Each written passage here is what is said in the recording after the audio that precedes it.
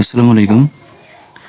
আজকে বাংলাদেশের লোক প্রশাসনের সাজেশন নিয়ে আলোচনা করব। প্রথম হচ্ছে কবিভাগ দেখো। 1 নম্বর, বিকেন্দ্রীকরণ কি? প্রশাসনের উচ্চতম স্থান থেকে নিম্নতম স্থানে ক্ষমতা হস্তান্তর প্রক্রিয়াকে বিকেন্দ্রীকরণ বলে। প্রশাসনের উচ্চতম স্থান, মনে করো কেন্দ্র থেকে সেটা নিম্নতম স্থানে কি করা, সেটা হস্তান্তর করা হয়। অর্থাৎ মনে করো কেন্দ্র থেকে সেটা মনে করো রাজধানী থেকে সেটা কি আসলো বিভাগীয় পর্যায়ে আসলে, তারপরে হচ্ছে জেলা পর্যায়ে, তারপরে উপজেলা পর্যায়ে, এবং যে নিম্ন স্তরের যে স্থানীয় পর্যায়ে যে ইউনিয়ন পরিষদ, সেখান পর্যন্ত সেই ক্ষমতাগুলোকে কি করা, পর্যায়ক্রমে ভাগ করে দেয়। এটা হচ্ছে বিকেন্দ্রীকরণ। আর একটা বিষয় হচ্ছে কেন্দ্রীকরণ, অর্থাৎ এটা ভাগ করে না দিয়ে কি করা, কেন্দ্রের কাছে সেটা কি করা, সেটা কুক্ষিগত করে রাখা। 2 নম্বর, প্রশাসনিক সংস্কার কি? প্রশাসনিক সংস্কার হচ্ছে বিদ্যমান প্রশাসনিক ব্যবস্থার পুনর্গঠন, এর মাধ্যমে নতুন প্রশাসন ব্যবস্থার সৃষ্টি। প্রশাসনিক সংস্কার হচ্ছে বিদ্যমান প্রশাসনিক ব্যবস্থার পুনর্গঠন করা। তোমরা সংস্কার বিষয়টা বোঝো যে একটা বিষয় যদি হচ্ছে কি হয়ে যায়, নষ্ট হয়ে যায়, সেটা আবার কি করা, সেটা আবার সংস্করণ করা। মনে করে দেখুন যে প্রাকৃতিক দুর্যোগ দেখা যাচ্ছে, প্রাকৃতিক দুর্যোগের ফলে অনেকের ঘর বাড়ি দেখা যাচ্ছে ভেঙে যাচ্ছে, এরকম কিছু হলে পরে দেখা যাচ্ছে সেই ঘরটা কি করতেছে, আবার পুনর্গঠন করতেছে। অর্থাৎ প্রশাসনিক ব্যবস্থার মধ্যে যদি কোনো থাকে, কোনো খাত থাকে, সেই বিষয়গুলোকে কি করা, আবার পুনর্গঠন করা। 3 নম্বর, মাঠ প্রশাসনের প্রধান কাজ কি? আইন শৃঙ্খলা রক্ষা করা। রুলস অফ বিজনেস কি? সরকারি দপ্তর ও কর্মকর্তাদের দায়িত্ব ও কার্যাবলী বন্টন বিধিমালা। 5 নম্বর, নেতৃত্বের ধরনগুলো কি কি? একনায়কতান্ত্রিক নেতৃত্ব, গণতান্ত্রিক নেতৃত্ব, তত্ত্বাবধানকারী নেতৃত্ব, ব্যক্তি স্বাধীনতা নেতৃত্ব, অনির্দেশিত নেতৃত্ব, পরিবেশগত নেতৃত্ব, রাজনৈতিক নেতৃত্ব, আমলাতান্ত্রিক নেতৃত্ব। এরপরে নিয়ন্ত্রণ পরিধি কি? নিয়ন্ত্রণ পরিধি কি? একজন ঊর্ধ্বতন কর্মকর্তা কতজন অধস্তন কর্মচারী সুন্দরভাবে তত্ত্বাবধান করতে সক্ষম তা নির্দেশ করে। অর্থাৎ সহজ ভাষায় যদি বলি, নিয়ন্ত্রণ পরিধি হচ্ছে ঊর্ধ্বতন কর্মকর্তা থেকে ঊর্ধ্বতন কর্মকর্তা কতজন পর্যন্ত তার নিম্ন শ্রেণীর কর্মকর্তাকে নিয়ন্ত্রণ করতে পারবে, সেটাই হচ্ছে নিয়ন্ত্রণ পরিধি। একজন ঊর্ধ্বতন কর্মকর্তা কত সংখ্যক তার নিম্ন শ্রেণীর কর্মকর্তাকে কি করতে পারবে, নিয়ন্ত্রণ করতে পারবে, সেটা হচ্ছে নিয়ন্ত্রণ পরিধি সহজ ভাষায়। তারপর হচ্ছে 7 নম্বর, বেসরকারি প্রশাসন কি? যে প্রশাসন ব্যবস্থায় সকল কার্যাবলী ব্যক্তিগতভাবে নিয়ন্ত্রিত হয়, সেটা হচ্ছে বেসরকারি প্রশাসন। অর্থাৎ এখানে সরকারের হস্তক্ষেপ থাকে না, ব্যক্তি সব, অর্থাৎ ব্যক্তি সেই সংগঠক ব্যক্তি হচ্ছে সেটা পরিচালনা করতেছে, এখানে কিন্তু সরকার কি করতে হয় না, বাধা দিতে পারবে না।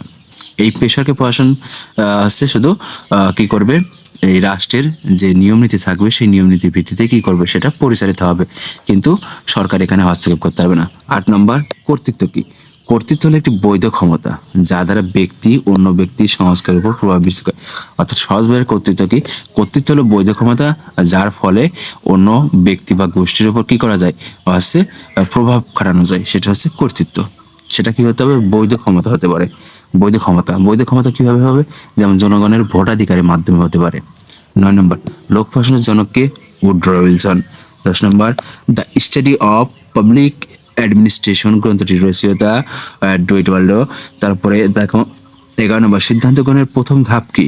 সমস্যা চিহ্নিতকরণ বা সমস্যা নির্বাচন। তারপরে 12 নম্বর, মন্ত্রণালয়ের প্রশাসনিক প্রধানকে? সচিব।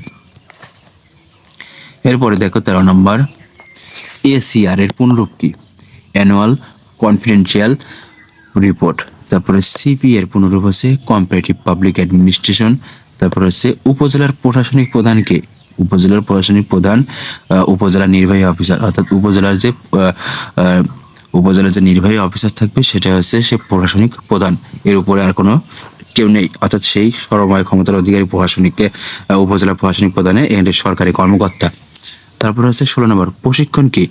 যে পদ্ধতি দ্বারা ব্যক্তিবর্গ একটি উদ্দেশ্য জ্ঞান লাভ করে, যে পদ্ধতি দ্বারা ব্যক্তিবর্গ একটি উদ্দেশ্য জ্ঞান লাভ করে এবং দক্ষতা অর্জন করে তাকে প্রশিক্ষণ বলে। অর্থাৎ এই ব্যক্তি অনেক ব্যক্তিবর্গ আছে যারা কি করে, যারা হচ্ছে প্রশিক্ষণ নেয়। কিসের প্রশিক্ষণ নেয়? তাদের একটা উদ্দেশ্য থাকে। যেমন মনে করো শিক্ষকদের যে প্রশিক্ষণ দেয়, শিক্ষকদের কিন্তু একটা উদ্দেশ্য আছে যে কিভাবে ক্লাসে বিষয়ক দেখা আছে তারা বিষয় বলে দেয় যে কিভাবে ক্লাস নিতে হবে, কিভাবে অ্যাসাইনমেন্ট গুলো পূর্ণ করে ছেলেপেলেদের থেকে নিতে হবে, এসব বিষয়গুলো কিন্তু তাদেরকে শেখানো হয়। এটা হচ্ছে প্রশিক্ষণ। আর প্রশিক্ষণ দেখা আছে অনেকে আছে, দেখা আছে আমরা যে গ্রাম্য থেকে মহিলারা আছে কি করে বিভিন্ন প্রশিক্ষণ নেয়, যেমন আছে এই শাড়িতে দেখা আছে বিভিন্ন ডিজাইন, বা অনেকে দেখা আছে দর্জি কাজ। এটা কিন্তু তারা যে প্রশিক্ষণের যেটা উদ্দেশ্য আছে, তাদের উদ্দেশ্য কি তারা অর্থ আয় করবে, পারিবারিক সচ্ছলতা নিয়ে আসবে। অর্থাৎ প্রশিক্ষণ হচ্ছে ব্যক্তিবর্গ যখন কোনো উদ্দেশ্যে জ্ঞান লাভ করে সেটা হচ্ছে প্রশিক্ষণ। তারপরে হচ্ছে 17 নম্বর, আদেশগত ঐক্য বলতে কি বোঝায়? প্রতিষ্ঠানের যে নীতি অনুসারে কোনো কর্মচারী একজনের বেশি ঊর্ধ্বতন কর্মকর্তার কাছে কর্মবিবরণী পেশ করতে হবে তাকে আদেশগত ঐক্য বলে। আদেশগত ঐক্য বলতে যে একটা কর্মচারী তার শুধু যে উপরে তার যে বস থাকে তাকেই শুধু সে কি করতে পারবে, তার কর্মবিবরণীর জন্য আছে কি করতে পারবে, জবাব দিয়ে দিতে পারবে। কিন্তু তার উপরে যে কোনো কর্মকর্তা আসে বা তার নিম্ন শ্রেণীর কোনো কর্মকর্তা কাছে সে জবাব দিয়ে দেবে না, এটাই হচ্ছে আদেশগত ঐক্য। তারপরে দেখো 18 নম্বর, ই শাসন কি? ইন্টারনেটের মাধ্যমে প্রশাসনিক বা সরকারি কার্যক্রম পরিচালনা করাকে ই শাসন বলে। তারপরে দেখো এখানে হচ্ছে 19 নম্বর, প্রশাসন কি? প্রশাসন বলতে কোনো উদ্দেশ্য বা লক্ষ্য সাধনের জন্য একাধিক ব্যক্তিকে পরিচালনা, নিয়ন্ত্রণ ও তাদের কাজ সমন্বয় সাধন করাকে প্রশাসন বলে। তারপরে দেখো পদসোপান, সংগঠনের পর্যায়ক্রমিক ব্যবস্থায় সর্বোচ্চ পর্যায় থেকে সকল কর্তৃত্ব, আদেশ, নিয়ন্ত্রণ স্তরে স্তরে একেবারে নিম্ন স্তরে নিশ্চিত হয়ে যায় তাকে সংগ্রহ পদসোপান নিতে বলে। যেটা বিকেন্দ্রীকরণের মতো, বিকেন্দ্রীকরণের সংজ্ঞা আর পদসোপানের সংজ্ঞা একই।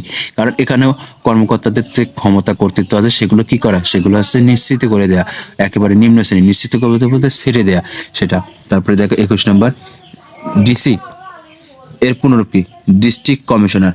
22 নম্বর, সংসদীয় নিয়ন্ত্রণ কি? জাতীয় সংসদ কর্তৃক লোক প্রশাসনের যাবতীয় কার্যাবলী নিয়ন্ত্রণ, তত্ত্বাবধান, সুপারিশ বাস্তবায়নের পথ নির্দেশ প্রদান করার নামই হচ্ছে সংসদীয় নিয়ন্ত্রণ। সংসদীয় নিয়ন্ত্রণ হচ্ছে জাতীয় সংসদ কর্তৃক অর্থাৎ জনগণের ভোটাধিকারের মাধ্যমে নির্বাচিত সদস্যদের কর্তৃক যে রাষ্ট্র ব্যবস্থা পরিচালিত হয় সেটা হচ্ছে সংসদীয় নিয়ন্ত্রণ। তারপর দেখো মন্ত্রণালয়। মন্ত্রণালয় হচ্ছে নীতি প্রণয়নকারী সংস্থা। নীতি প্রণয়ন মন্ত্রণালয়, বিভিন্ন মন্ত্রণালয় আছে, স্বাস্থ্য মন্ত্রণালয়, তারপর শিক্ষা মন্ত্রণালয়, বিভিন্ন মন্ত্রণালয় থেকে কিন্তু বিভিন্ন বিষয়ের উপর কিন্তু তারা নীতি প্রণয়ন করে। সচিবালয় একটি সাংগঠনিক বা প্রশাসনিক ইউনিট, ইউনিট বলতে একক। তারপর দেখো আমলাতন্ত্রের রাজনীতি করণ কি? আমলাতন্ত্রের রাজনীতিকরণ করণের অর্থ হচ্ছে আমলারা রাজনীতি নিরপেক্ষ না থেকে বিভিন্ন সুযোগ সুবিধা আদায়ের জন্য রাজনীতি প্রবণ হয়ে পড়ে।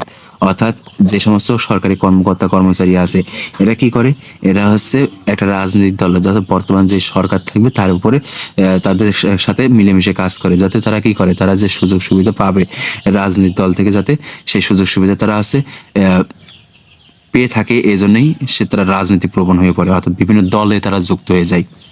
তারপরে 25 নম্বর, ইউএন এর পুনরূপ কি? উপজেলা নির্বাহী অফিসার। 26 নম্বর, সংস্থাপন মন্ত্রণালয়ের বর্তমান নাম হচ্ছে জনপ্রশাসন মন্ত্রণালয়।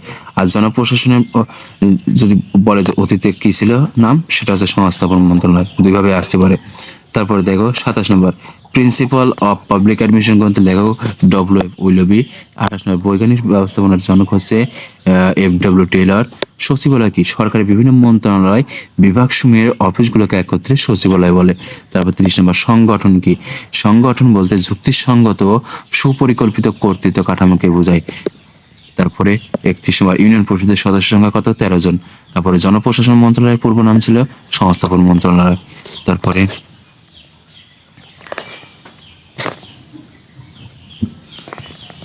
33 নম্বর দেখো, বাংলাদেশ সিভিল সার্ভিসে কতটি ক্রেডার রয়েছে? এখানে বানানটা ভুল আছে, 26টি। তারপর POSD এর পুনরূপ হচ্ছে পিতে প্ল্যানিং, ওতে অর্গানাইজেশন, এস তে স্টাফিং, ডিতে ডিরেক্টিং, সিওতে কোঅর্ডিনেশন, আরতে রিপোর্টিং, বিতে বাজেটিং।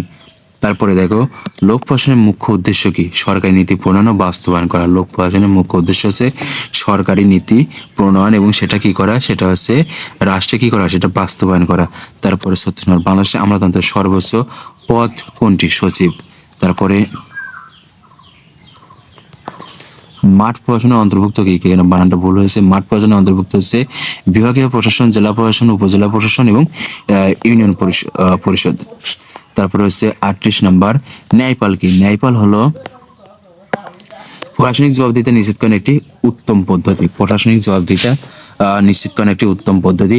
তারপরে দেখো প্রশাসনিক স্বচ্ছতা কি? সরকার ও জনগণের মধ্যে পারস্পরিক সমঝোতা হলো প্রশাসনিক স্বচ্ছতা। 40 নম্বর, অল ইন্ডিয়া সিভিল সার্ভিস এর জন্ম কখন? 1858 সালে। তোমরা এখান থেকে 40টা পড়লে অবশ্যই এখান থেকে 100% কমন পাবে। এবং পরবর্তী সাবজেক্টগুলো সাজেশন পেতে অবশ্যই চ্যানেলটি সাবস্ক্রাইব করে পাশে থেকো। সবাই ভালো থেকো, আল্লাহ হাফেজ।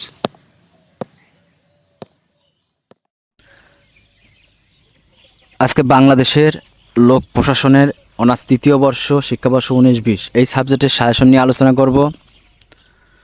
তোমাদের পরীক্ষা হয়তো দ্বিতীয় বর্ষের নির্বাচনের আগে হওয়ার সম্ভাবনা নাই, সেক্ষেত্রে দ্বিতীয় বর্ষের পরীক্ষা হয়তো ফেব্রুয়ারি মাসে হবে এবং তোমাদের নির্বাচনের আগেই হয়তো ফর্ম ফিল আপের ডেট দিবে, কিন্তু পরীক্ষা সেকেন্ড ইয়ারের পরীক্ষা শেষ হওয়ার দেখাচ্ছে 1 মাস পরে এইভাবে তোমাদের ডেট হতে পারে। দেখো, বাংলাদেশের লোক প্রশাসনের এখানে খ এবং গ বিভাগের সাজেশন দেওয়া আছে।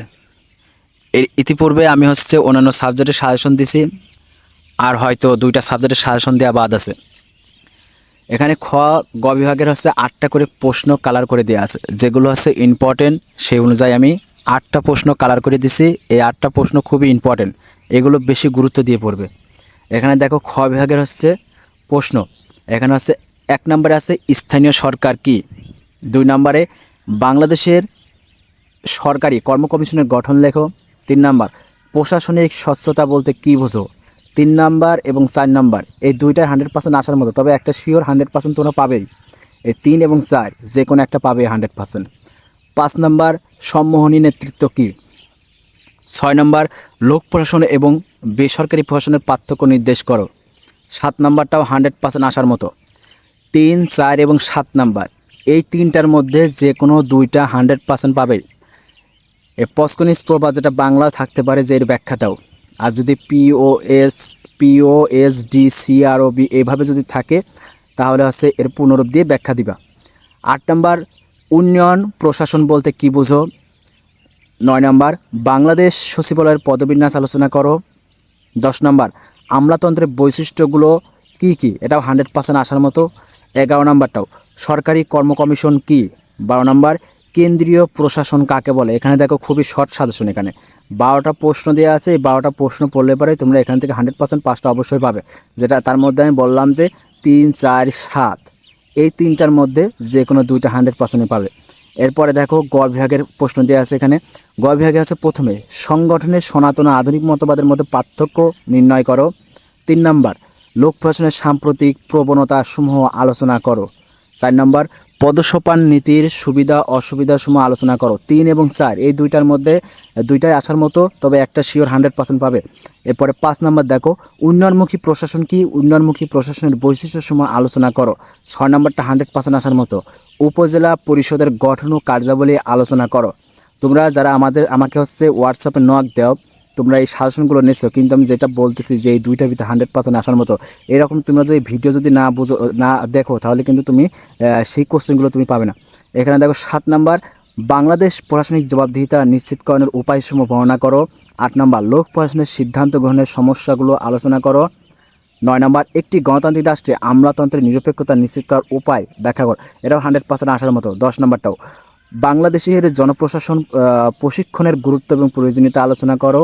11 নম্বর, বাংলাদেশের প্রশাসনিক ব্যবস্থার সুবিধাসমূহ আলোচনা করো। আর 12 নম্বরটা 100% আসার মতো, লোক প্রশাসনের পরিধি এবং বিষয়বস্তু আলোচনা করো। 12 নম্বরটা এবং এখানে 3, 4 এই 3টার মধ্যে যে কোনো 2টা 100% অবশ্যই পাবে। এইগুলো যদি তোমরা পড়ো তাহলে এর বাইরে থেকে তোমাদের কোনো কোশ্চেন পড়তে হবে না। এবং পরবর্তীতে আমি অন্যান্য সাবজেক্টের সাজেশন দিব এবং পরবর্তীতে ক বিভাগের সাজেশন নিয়েও আলোচনা করব। এজন্য তোমরা সেই ভিডিও যে সাজেশনের ভিডিওগুলো পেতে চাইলে অবশ্যই চ্যানেলটি সাবস্ক্রাইব করে পাশে থাকবে। সবাই ভালো থেকো, আল্লাহ হাফেজ।